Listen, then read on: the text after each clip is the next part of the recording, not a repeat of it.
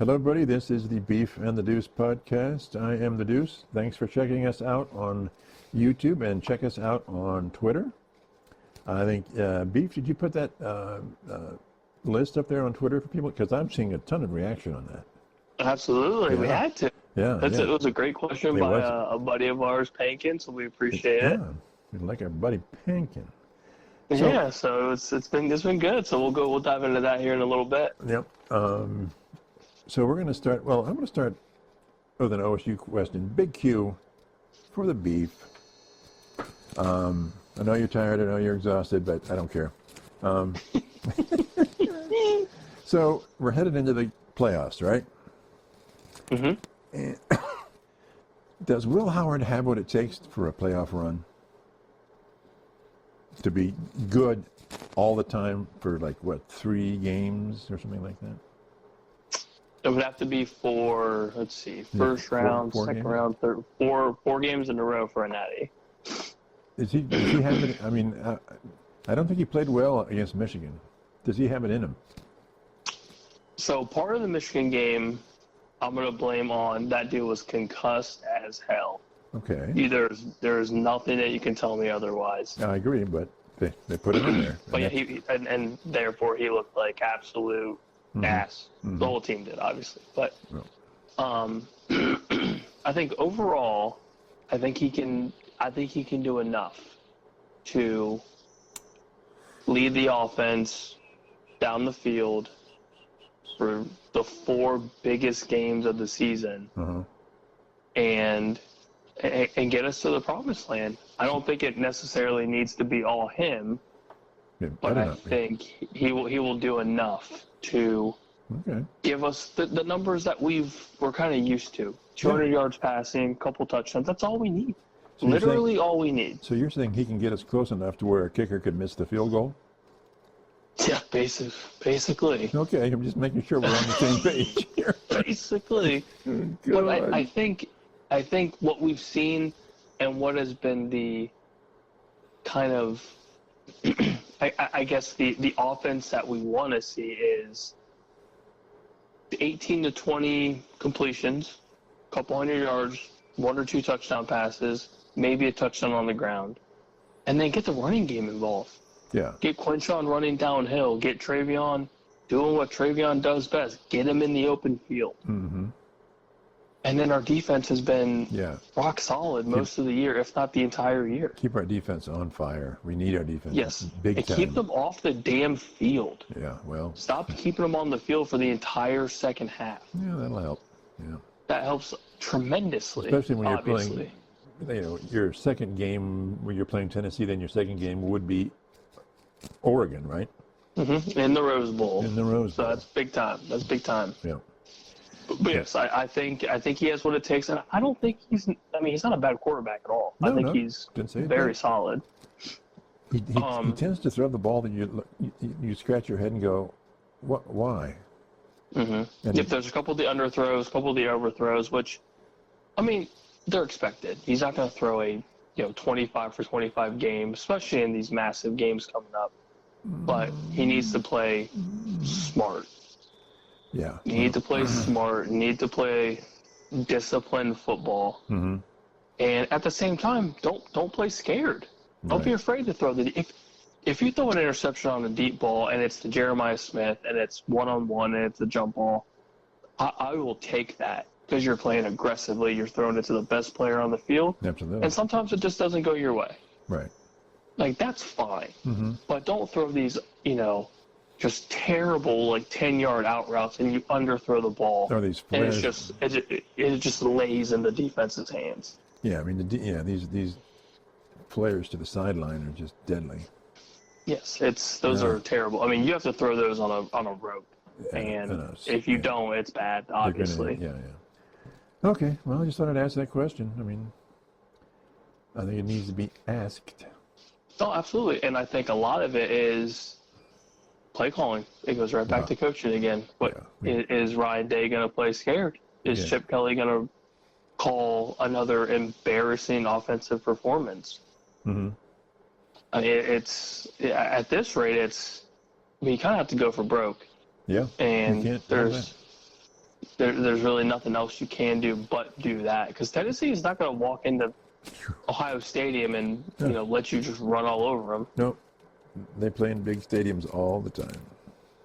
That's SEC country, and Well, Tennessee's a good team. Yep. Very, very good team. So we will see.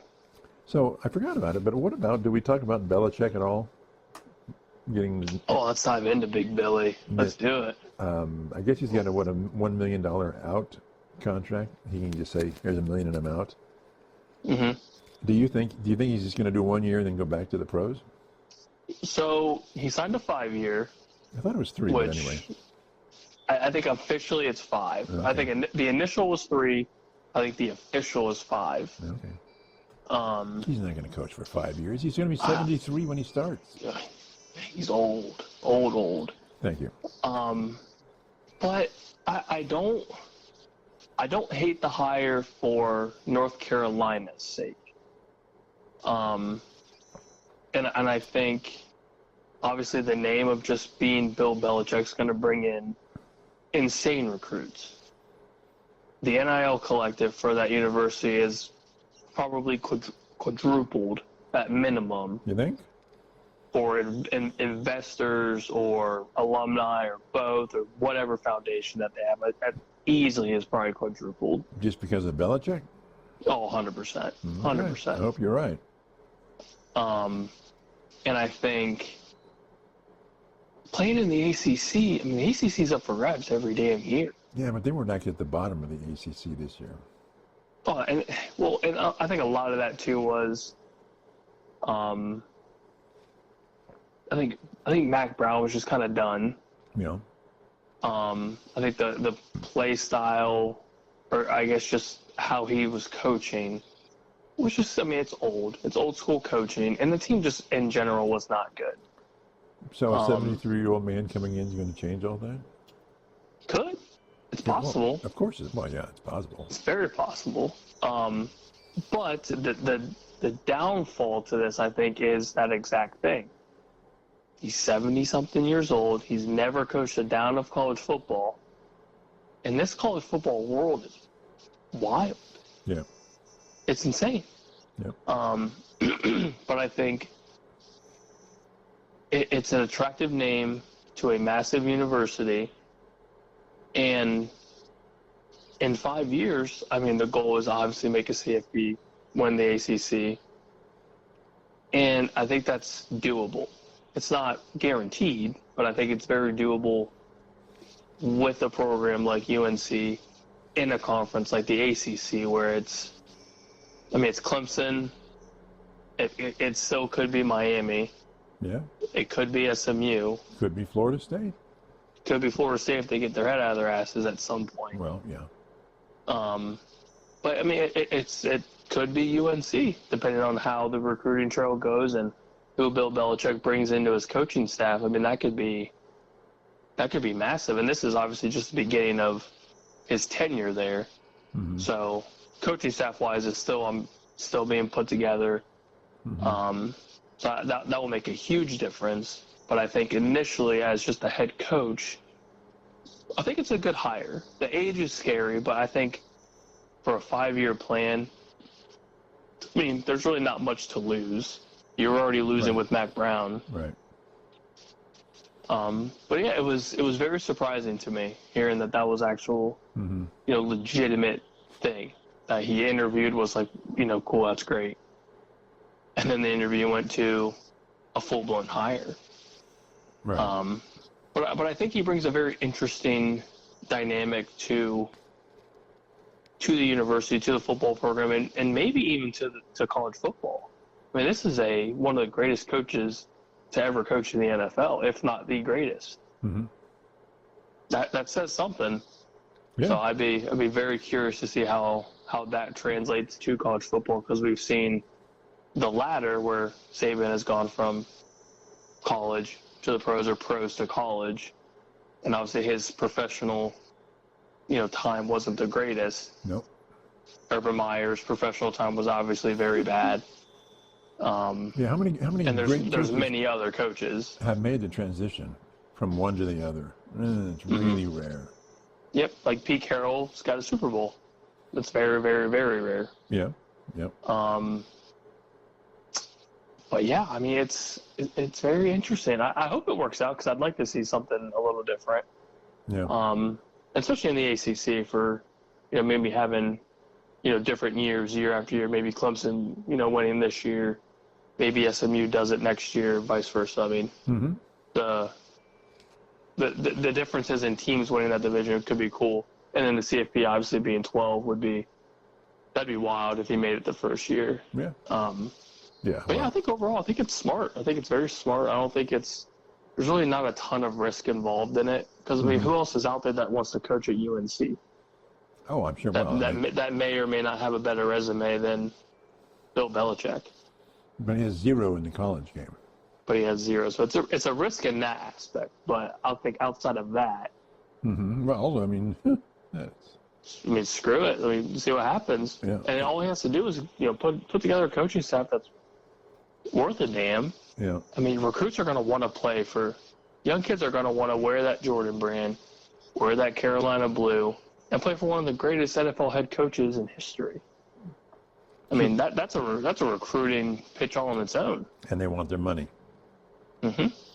Yeah. And they're going to have a lot of money from that alumni base now, especially with this massive hire. Okay. That's going to be huge. I'm also assuming that this is not a guarantee, like the foundation where you just got money galore. Yeah. But I'm sure North Carolina alumni, they've got some monies. They got a little bit of money, so we'll see. But the top end of the pool for NIL for everything is there's just a cap to the number of premier players, and there's already the big teams out there getting them. So they're assuming they're going to have him and a boatload of money, and they're just going to steal a bunch of 5-star. Anyway, I wish him the best of luck. Yeah. Do you think it's smart, or do you think it's more risky than? Well, I guess positive. I don't know if it's risky. I don't think he'll be coaching after 2 years. I think he'll go back. He'll go back to the pros. He's a pro guy. He's been in the pros his entire life. Yeah, 40-something years, 50-something years. It's crazy. And it's easier to coach in the pros. So. Oh yeah, especially with college football being the way it is now. The way it's changed now, yeah. Yeah, that makes sense. That makes a lot of sense. So anyway, it's just, I mean, whatever. I guess you needed the money. Yeah, or it's a very, very great gimmick for UNC to. Yeah, well, that's fine though. That's fine. It gets some notoriety and it gets ratings and it gets all the other stuff, and that's fine. In this world, you need the money, you need the cash, you need the ratings, right? And all he has to do is win the ACC. Yeah, piece of cake, Good luck. right? Good luck. Okay, let's move on to. Last time we said we were going to talk about the NFC playoff picture for the wild card, and so we're doing that now. Here's my, and you can rip me to shreds here. Right now, the Commanders are in the 3 or the 7 spot. I think you're going to get 3 teams out of the NFC North. Well, actually, the Packers are in the 7th seed. Well, no, they're in the 6th seed. Yeah, they're in the 6th seed. Currently they're 6. Yeah, and then Commanders are 7. And the Packers are at 9-4. When I looked at their upcoming schedules, they could easily split them at 2-2, so they could easily be 11-6, and that's going to put them in. Commanders, I think they can. They're at 8-5, and I think they can at least split it 2-2, and put them in at 10-7, and they're probably in at 10-7. Okay.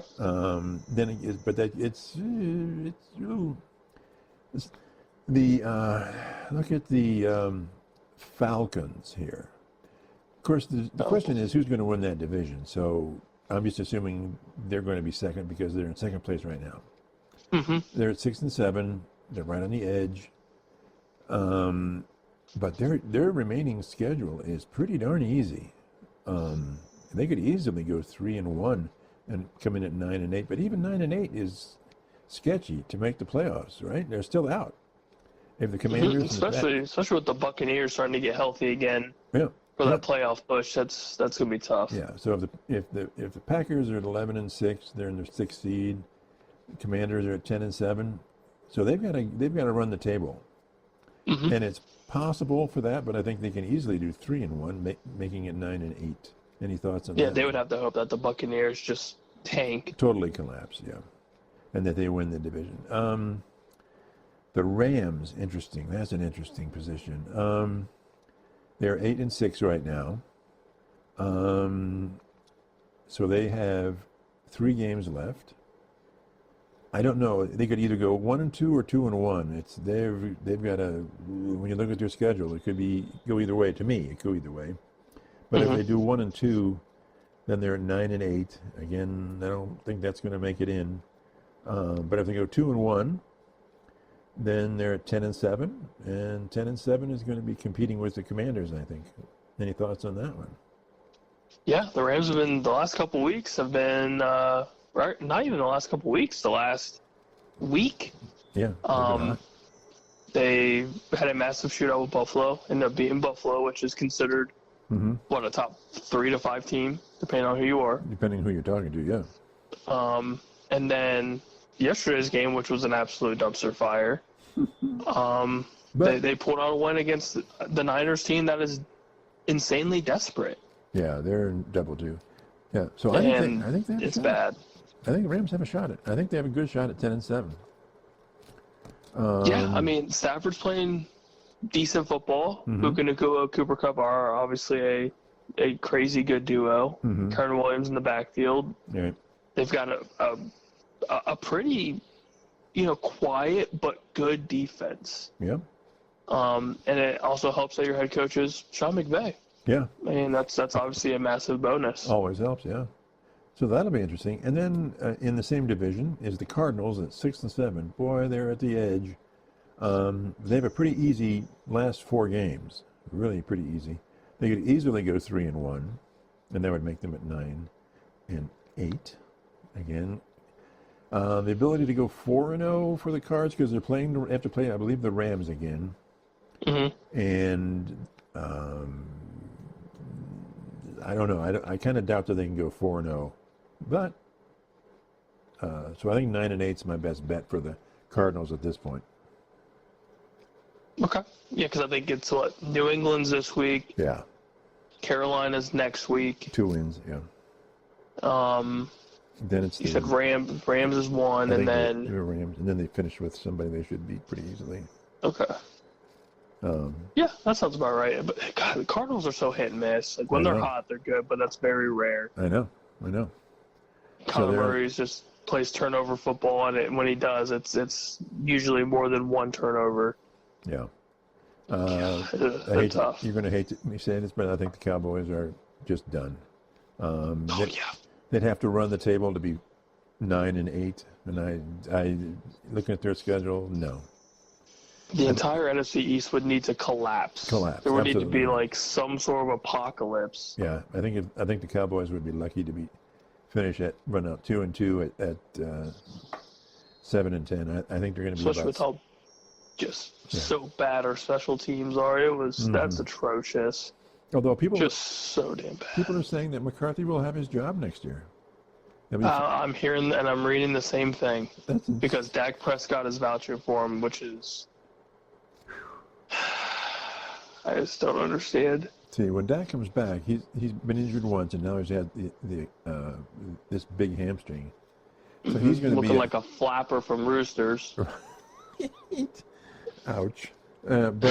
But he's going to be slowed down again. So I think when he comes back, he's going to be a B level quarterback making A level money. Which is why the contract is terrible. Yeah. They must have been consulting with the Browns on that one. Somebody told him something. And the Niners are out. They're basically done. Yeah. There's a very small chance, but I think they're done. Yeah, I think their best shot is 3 games left, 2-1, and they're 8-9. And what's going against them is the 3 games that they're playing. All those teams are in the hunt right now. So whether I think they're playing the Commanders. I forget who they're playing, but they all look like they're in the hunt to make the playoffs. And so they're playing highly motivated teams. And so I don't think they're going to run the table. So, Yeah, they're just battered. So what about They're this? just battered up. What about this theory that, who's their quarterback? For the Niners? Yeah. Oh, Brock Purdy. Yeah, that he's not worth the money. He's a $40 million quarterback, which is a B-level quarterback. I think I agree with it. I don't think he's when all his side people go away, he's not much. Yes and no.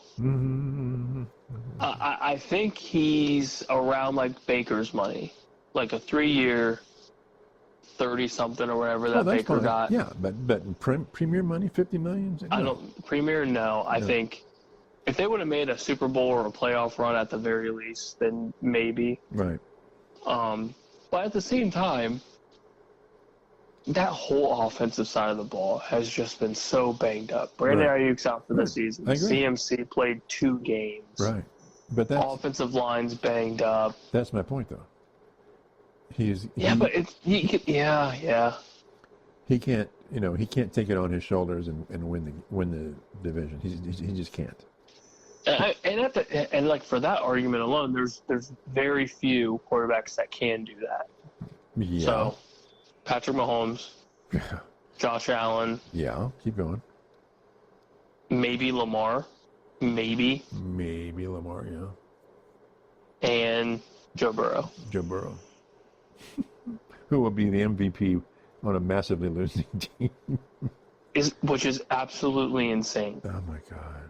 He's probably playing the best football. I know. On one of the worst teams. And it's the defense. He has players. He's got offense. Obviously. Yeah. Oh God, yeah. Him and Jamar Chase are tearing it up. Absolutely tearing it up. The premier combo, yeah. It's insane. And he won't even be in the MVP talk because his defense is bad. Terrible. It might be one of the worst defenses I've ever seen. Yeah. And we've seen some pretty bad defenses. Yeah. I think this year for sure. Even though maybe worse than the Browns. You're putting up 30-plus points a game, and you're losing. And you're losing bad. I mean, it's just, Yeah, you're losing against teams that are putting up almost 40. Yeah, you're losing, but you should be still. I mean, you're putting up the points. They're close. I guess they're close because the offense is so good. Yeah, it helps when Joe Burrow and Jamar Chase can go for 260 and 3 scores like it's nothing. Yeah. And Joe Burrow has had however many football games with 3+ touchdown passes. That's wild. And now Chase Brown is becoming a premier running back, and he's still on a rookie deal. So, I mean, they don't have to necessarily pay him. Yeah. T. Higgins just signed with Jamar Chase's agent, so you already know they're both going to get massive money. But is Cincinnati going to go for that? Are they going to spend that money? They don't spend that money. I think they need to. I think Burrow is trying to force him to do it. 100%. And if you're Joe Burrow and you're looking at your front office, you're demanding what you know is best for you and best for the future of your team. Because look at what you did during the Super Bowl run. Look at the team that you had. Yeah, but the Bengals have been cheap since day one, and I mean before you were born. Yeah. It's tough. It's very, very tough. Teams used to go into there when it was riverfront, and they would just be looking at the locker rooms and like, this is crap. These are the worst locker rooms, worst facilities, and of course that's was a baseball field as well. So anyway, but I mean they're going to have to hit on the draft if they're right, because Trey Henderson can't do it all by himself. Right. And now obviously their interior on the defensive line's been a little banged up. Secondary's been banged up, and I mean they lost a lot when they got rid of Von Bell, when they got rid of Jesse Bates. That's a lot. Yeah. That is a lot of secondary help, and now you're playing with just a bunch of young guys, or used to be backups. But they're like playing out of position. They're like, I was watching somebody and they were like, if this is a setup, your safeties are wildly out of position, even at the start of that snap. They should be playing inside. They're all outside, and so they just get trashed. Well, they just get torched every game. Yeah, because it's like, why are you should be on the other side. You should be playing inside and not. It's not every game, every play, but he said they're just always lining up in the wrong spot. That's coaching, isn't it? Yep, and that's where I was just about to go. Maybe DC is in order. Maybe an OC is in order. I think Zach Taylor's calling a hell of a season. I know they're going to put a lot of blame on the head coach, but I don't think it's necessarily Zach Taylor's fault. But he's the head coach. Yes, but at the end of the day, it's him. Yes. Yeah, he can fire the DC. Yeah, and maybe that is something that is in order, and they look elsewhere. But it's tough. It's tough, and I'm not even a fan of the Bengals, but I enjoy watching Joe Burrow play. I almost feel bad for him.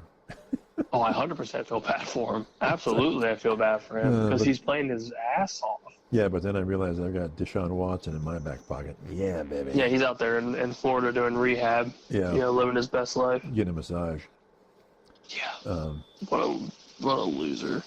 So anyway, let's get on to the point of our exhaustion today.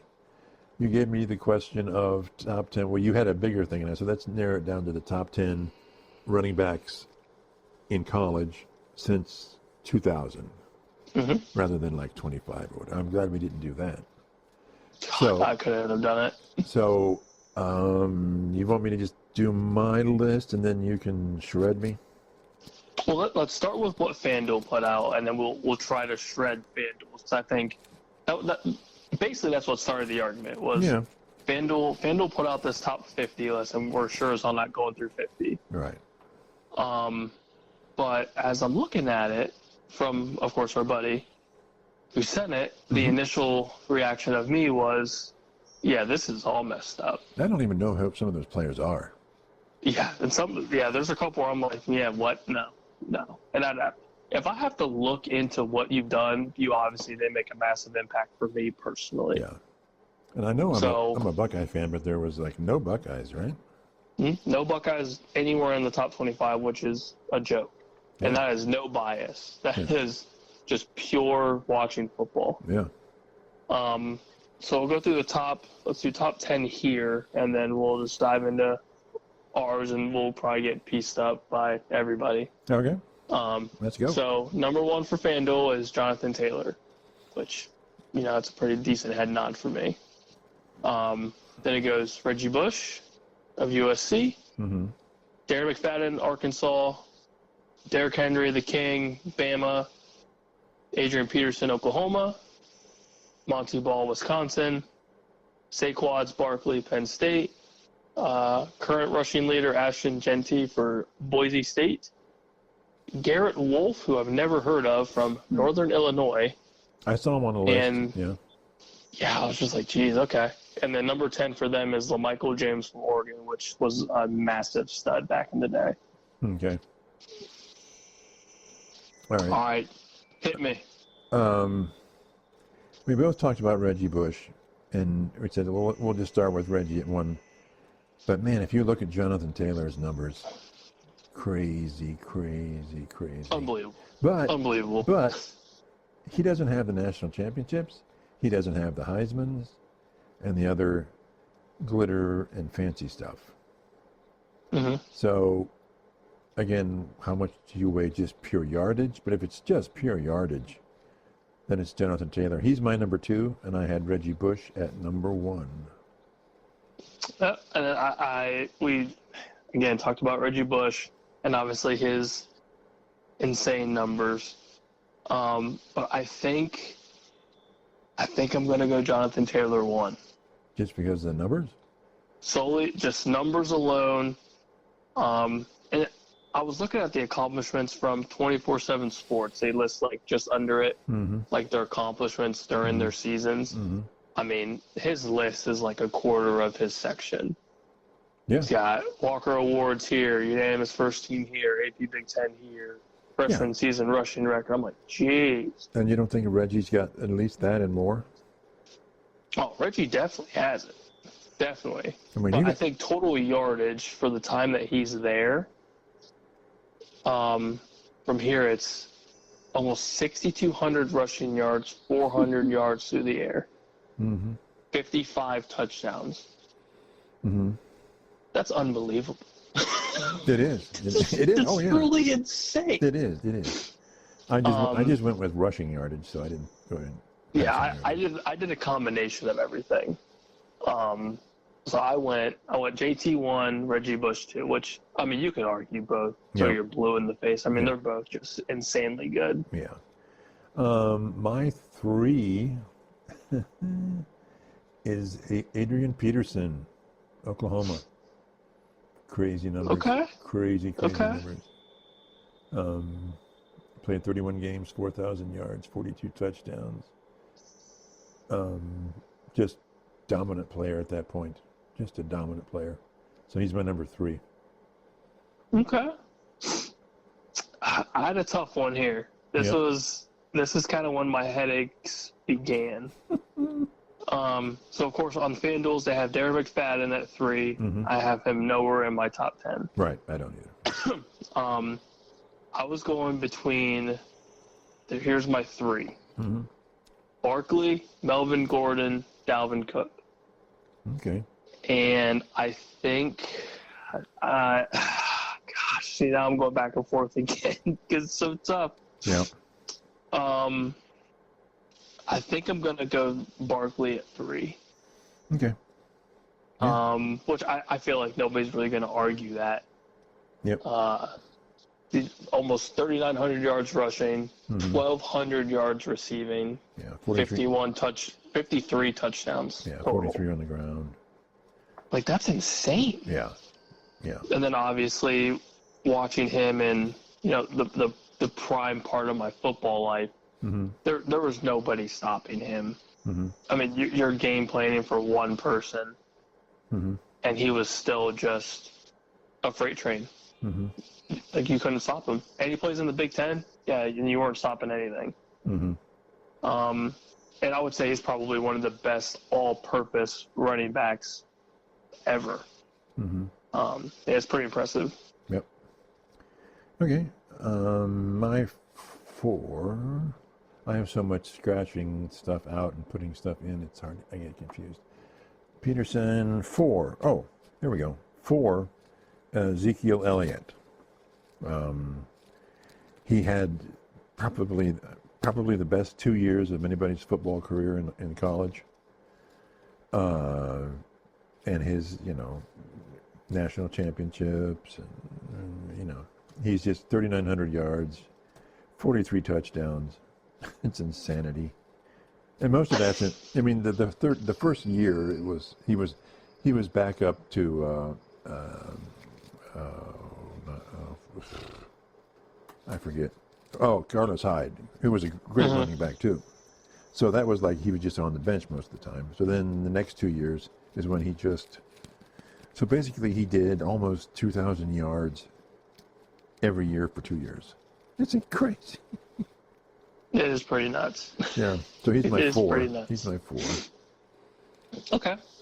I went Dalvin Cook at 4. Okay. During his time at Florida State, obviously he was insane. Again, 24/7 Sports gives this, breakdown. Almost 4,500 yards, 46 touchdowns on the ground, almost 1,000 yards receiving, 2 touchdowns through the air. So 48 total touchdowns. And he averaged almost 7 yards a touch. Yeah. In 2 or 3 years? That's pretty dumb. And you beat Warren Dunn's program record for rushing yards. That's Dunn's not bad. Dunn's pretty okay. Pretty okay. And was rarely held under 100 yards. Yeah. Which, when I read that little note, I'm sitting there thinking, if you're averaging close to 100 or over 100 yards every single game for 3 years, Mm-hmm. Yeah, I think he deserved to be somewhere in the top 10. Yeah. Yeah. Okay. My number 5 is LaDainian Tomlinson, TCU. Played, his final year was in 2000, so he squeaked into the list. He played 4 years, 5,263 yards rushing, 54 touchdowns. Insane. I'm starting to regret not putting LT in my top 10. God. I mean, he just was like, what? You look at this and you go, what? It's, I don't know, man. It's crazy. I mean, 4 years. Yeah. And he played for 4 complete years. That's very unusual. Yes. And obviously he was a stud in the NFL. Oh, yeah. So it paid off pretty well. Big time. So he's my 5. So I went back to back with Badgers. So there's a lot of Badgers in my top 10. Yeah. I went Melvin Gordon and Monty Ball. Okay. So they played. So you got 3. Well, in Wisconsin, you got Taylor. Yes, I got 3 Badgers. Yep. Oof. Taylor, Gordon, and Ball. Okay. So, and you'll understand why when you hear these stat lines. So, Melvin Gordon, almost 5,000 yards rushing, 45 touchdowns, 248 yards receiving, 4 touchdowns. So he almost had 50 touchdowns, 5,000 yards rushing, and had a 2,500-yard season as a junior. All right. Wild, which I recall that season pretty vividly, and he was insane, absolutely insane. And we were, as the Buckeyes, that was the year that we shut down all of Wisconsin and made it to the promised land. So, and at that time, that was one of the biggest accomplishments, I think, as an OSU defense in recent history, was making sure you shut down Melvin Gordon, and they did. It was non-existent that whole Big Ten championship. Yep. So I thought he deserved it. And then Monty Ball, somewhat similar. Almost 5,200 rushing yards, 77 touchdowns, 598 yards receiving, 6 additional touchdowns. Dude had 83 total touchdowns. And, okay, and I agree. Like, even with Taylor, those 3 Wisconsin Badgers, and I'm going to be a hard butt here, but what did it get him? To be fair, it got him nice little consensus accomplishment awards, and that was about it. As the team. Yes, as a team, basically nothing. Their whole everything was those guys. They had nothing outside of those guys. Yeah. And you can't knock their abilities, and they were impressive, but Reggie Bush feasts on Heisman, natties, and other stuff. He has great numbers, but he's got the rings and the glamour and the glitz to go with it, and the Wisconsin guys don't. Well, absolutely correct. Yeah. It's very tough to not look and see, like, with Wisconsin without those guys, Nothing. trash. Nothing. Yeah. But it also shows how good they truly were. Yeah. And I mean, hell, Melvin Gordon carried that team to a Big Ten championship game. Yeah. But And without him, I mean, they're nowhere close to that. Yeah. And they were playing, I hate to say this, but they were playing in the Big Ten West, right? Yeah, where they were just poo. Just absolute poo. I know I'm knocking them down here, but they had to. The rest of the team was anemic. Oh yeah, they were atrocious. They were terrible. Anyway, I mean, kudos to them. But anyway, so my 6. Who did I go for 6 here? Who is 6? Oh, I'm going again. This is the glitz and the glamour. I'm going Mark Ingram, Alabama. Okay. National title, Heisman. I mean, 33, 24 rushing, 42 touchdowns, 41 games.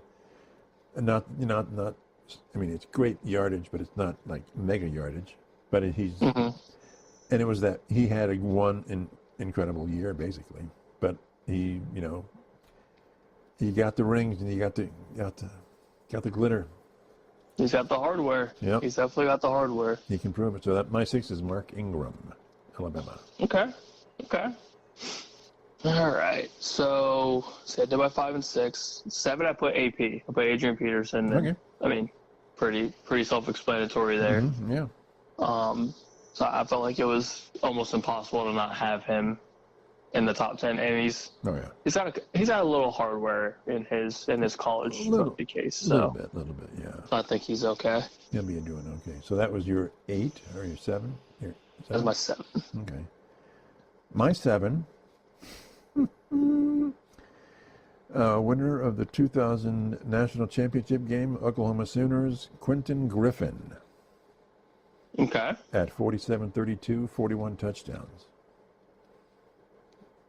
Okay. I know. That's fair. I'm like, what? Where's this guy coming from? Well, I know. That's fair though. Yeah. Stat line alone, you got some hardware. I mean, that's all you can ask for. Yep. So that's my 7. Okay. Who's your 8? Number 8, I got our boy Ezekiel Elliott. Okay. Like you said, one of the greatest 2-year stretches ever. Amazing. Stunning. It's. I mean, and if you dive in depth a little bit more, his 3-game stretch from the Michigan game, or was it? It was the Big Ten. Yeah. The Bama game, and then absolutely just wiping Oregon. Yeah. I mean, it's insane. Yeah. I don't know if we've ever seen something like that. Yeah. And he's got hardware. Yeah. So he's got the... I mean, and his total stats alone, including all that, with back-to-back 2,000-yard seasons. Yeah. Oh yeah. Yeah, that's you don't see that every day, and he's one of the greatest Buckeye running backs. So Yep. Zeke. So that's your 8, correct? Mm-hmm. Who is my 8? Da-da-da-da-da-da. For 2004, University of Texas, Cedric Benson, 55. I was trying to fit him in there. 55, I was trying. 55, 40, and 67 touchdowns. That's insanity. That's insanity. It's brutal. Yeah. It's brutally good. I mean, it's a name that doesn't pop into your head, but I'm looking at this going, I can't keep him out. It's just, he's a stud. Yeah. He is a stud. So that was my All right. 8. Who's your 9? 9, I'm going LaMichael James, Mr. Oregon. Okay. 5,000 yards rushing, 53 touchdowns, almost 600 yards receiving, 4 touchdowns, and a punt return for a touchdown. Probably one of the fastest Oregon Ducks ever. 1,500-yard seasons in 3 straight years. And just dynamic. It was like Darren Sproles all over again. And yeah, I mean, kind of made Oregon what it is today. Just lots of speed, and yeah, I'm looking at stat lines and what Oregon's done from then till now. Yeah. And yeah, he started it. He started everything. Yep. Speed kills. Yeah. So my 9. Oh, you're gonna hate me. I got Mike Hart, Michigan, 04 to 07. Yeah, I looked at him. I looked at it. I couldn't do it to myself. I know. He got 5,040, 43 touchdowns. Now, in to argue that point, it would be sort of the Wisconsin argument. He was playing in the Tressel's going to kick your Michigan ass era, and so he didn't get the big hardware, but that's his. He played 4 years, at 5,000 yards. That's 1,250 a year plus. That's insanity. So like Mike Hart, I didn't want to do it, but I put him in there, number 9. You almost have to. So I'm gonna cheat a little bit here. I got a 10A, 10B. Oh, I have to give this certain player credit. Okay. For the short amount of time that he played. Okay. All right. And I think it's fair. And you'll understand why. So 10 for me is Royce Freeman, another Oregon Duck. Mm-hmm. All-time leading rusher for Oregon. 5,700 yards rushing, 60 touchdowns, 814 through the air, 4 touchdowns. Mm-hmm. I mean, pretty self-explanatory if you're a leading rusher for the Oregon Ducks. Yeah. And then my 10B, I had to go Leonard Fournette. Okay. He played, 24 games and had almost 3,900 yards rushing with 40 touchdowns, 526 through the air and a touchdown. You did that in 24 games. Yeah. Yeah. That's unheard of in the SEC. Yeah. So, I mean, one-man wrecking crew is what 24/7 Sports says, and his 2015 season specifically, looking back into it, I mean, nobody was stopping him. It didn't matter who you were. Right. It's pretty impressive. Yep. My number 10 is J.K. Dobbins, Ohio State University.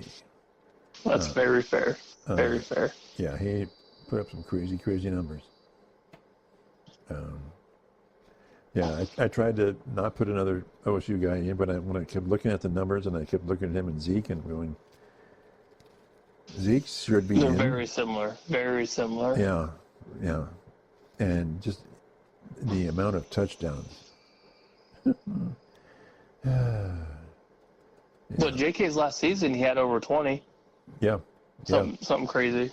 Yeah. Yeah. It seems like even the best have peak years. But that's sort of to be expected because in their first year, if they're a freshman and they can play, then they're generally behind someone else. So, which was, I think, Zeke's issue when he was behind the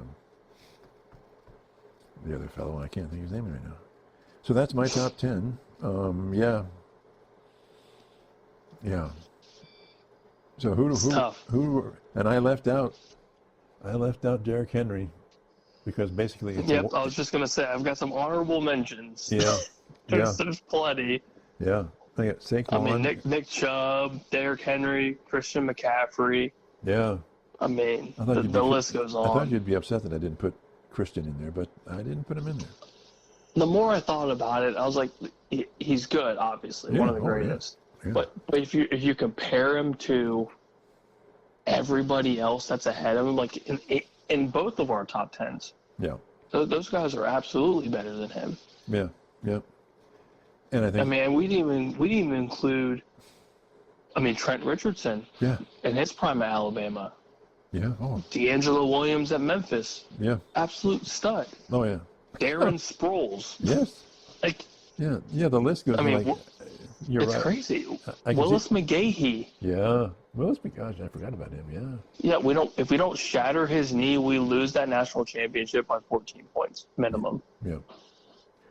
Yeah. I mean, it's very simple. So, there's our list can be destroyed, shattered, and we know it. But it's almost impossible to have a picture perfect top 10. So then, maybe even in the pantheon of OSU running backs, where would you put the 1 year of Claret? Oh, for this specific list alone, he would have to be close to the top 25. That was one of the most impressive freshman years for a running back in a pretty brutal time in football. Yeah, especially since as a hard-nosed running back. Since it was his freshman year. I mean, Derrick Henry's was at his last year. So yeah, this kid is freshly 18, playing big boy football in a national championship year. Yeah, and he's killing them. Yeah, just killing them. Yeah, you're playing high school ball. Back in that time, you were just playing high school football. Yeah. And I think that year it was over 1,500. It was 13 to 1,500. I can't remember the exact number. Yeah. But it was double-digit touchdowns easily. Yeah. Oh yeah. And he was controlling football games. Yeah. As in the national Craig Krenzel championship? just said, "Take this football. Just take Please, it." take this football, please. Yeah. Yeah. And just imagine if he played 4 years. He would have probably broken just about every rushing record. I think was the assumption after that freshman year was that this is the dude. Yeah. Yeah. When you look back, Archie still has an immense record. Oh, it's insane. Absolutely insane. But, yeah, he could have come close. And I don't even know, I mean, how do you even, can you even do what Archie Griffin did anymore? I mean, I know everyone says it's two-time Heisman, but that's pretty damn incredible. Yeah, I mean, the only person that's ever come close to 2-time is Tim Tebow. Yeah. And Tim Tebow is one of the greatest college football players ever. Yeah. Yeah. And that's saying something. Yeah. Yeah. I mean, a lot of these guys could have easily won Heismans, but it just depends on the era of college football that you played in. Right. McCaffrey was number 2 behind Derrick Henry. Mm-hmm. So Derrick Henry just ruined his Heisman hopes in 1 year.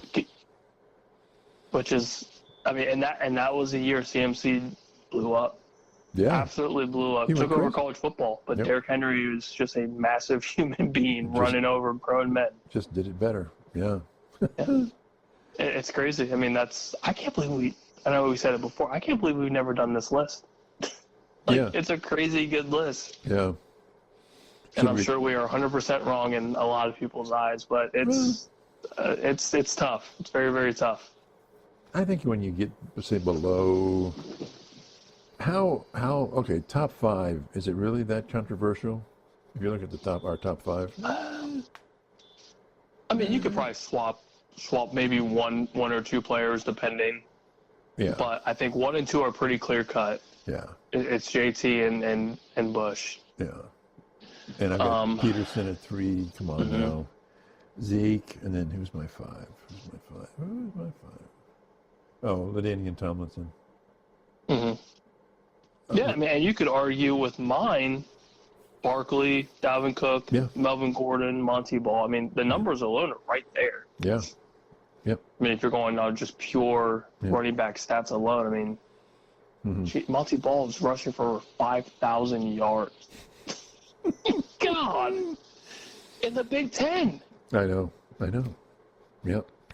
With a team that couldn't even, I mean, when's the last time Wisconsin was able to, like, legitimately throw the football? Yeah.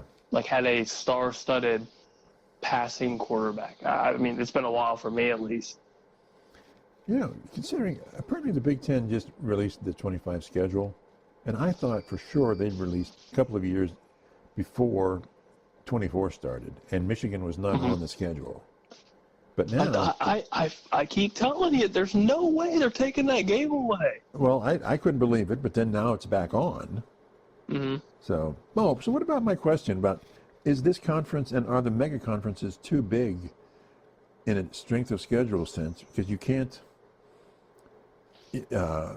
it's just there's too many teams that can be good. And you're just, and it's causes an imbalance in strength of schedules. How do you reconcile that in the Big Ten and in the SEC? I don't know if you can. SEC only plays 8 conference games. Mm-hmm. You know, and God knows you got to get a Mercer or 2 in there, right? Yeah, I mean that's how those smaller colleges make money. Yeah. They schedule these games so they're going to get blown out by 60. Yeah, but Mercer's not even an FBS school, though. It's not even. I mean, come on. So I wonder if I highly doubt they're going to get rid of those non-conference, but maybe they take. Well, I don't even know if taking one of those away does anything. I mean, I guess it could. You could schedule a tougher opponent, but right. Well, and I think there's got to be. When we talked about our point system idea, which we're still working on, but you can incentivize Texas coming into Ohio Stadium or going to Michigan. In other words, it'd be great to incentivize those top teams out of conference because that's pure. It's great competition and it's pure money in the bank. Because if you don't, then they're just going to be insular, and they're going to say we're only playing the Big Ten, and we're going to play Youngstown State, and we're going to play Kent, and Western whatever. And you just those fascinating marquee games that we normally get, Notre Dame and Texas and Oregon. Well, of course now Oregon's in the Big Ten, but you know what I mean? Yeah. Yeah, I don't know if there's a true way to fix it. I don't know if that obviously doesn't answer the question completely, but I don't see it being fixed, because I think it's a necessity to have, I guess, so to speak, these warm-up games, if you will, with the Mercers, the Youngstown States, the Kent States, the MAC schools. Right. But maybe instead of those, you go and play like mid to lower tier ACC, or a Mountain West squad, or something that where at least it's not, you're not blowing through a MAC team by 50. Right. Or you're playing a team that can win their conference and get into the CFP. At least you can use that as some sort of an argument for strength of schedule. So here's an idea. Maybe, I don't know. So let's say you're playing the 12 games and you have 2 of these gimme games, and then you've got another out of conference. But let's say you take top 30 rated teams at the end of the year, and then they go into a special category where all the conferences join together, and then you will be assigned one of those teams. In other words, that's out of your control, and you'll be assigned to LSU this year, and then you'll be assigned, so you're guaranteed to play a marquee game once a year, and you can't sort of avoid it, because that game is no longer in your control as far as your scheduling goes. Would that just be controlled by the Big Ten, or for example, for Ohio State? Well, you would have, because these are out of conference games, so you'd have to get a committee that does that. In other words, you could have representatives from the SEC, the Big Ten, and all the conferences, but they'll put all these teams in a pot, and whether it's drawn from a hat or whatever, they'll say, okay, this committee will go, okay, now who's Ohio State going to play? Oh, they're going to play Tennessee again, whatever. They're going to play Tennessee this year. And then Alabama's going to play Oregon. It has to be out of conference and a top 30 team, but they're just going to be assigned to you. Okay. That way, there's no avoiding it, and it's just it's not exactly random, because you're a top 30 team, and it could be a top 40 team or whatever. But just that game, that marquee out of conference game is, you know what I mean? So you have to play that game. Yeah, I don't hate it. But I think you're also seeing a lot of these bigger teams, for example, the Ohio State schedule. You're having home and aways with Texas. Right. Well, that's why you have Alabama in the next couple of years. But Alabama and SEC typically didn't do that. They didn't do that. Yes, I'm hoping eventually, this way, with this expansion of the CFP, you're going to see more marquee games because of the whole strength of schedule argument. Right, and you can say, okay, Ohio State was in the CFP, so they're going to play at least three, let's say, 3 top whatever teams. In other words, 2 of the top teams in the Big Ten, and in other words, this out of conference, or if not more. But so you just can't avoid not doing it. Now, people are complaining about Indiana, but Indiana, in theory, had a tough schedule this year. They were playing Washington and they were playing Michigan.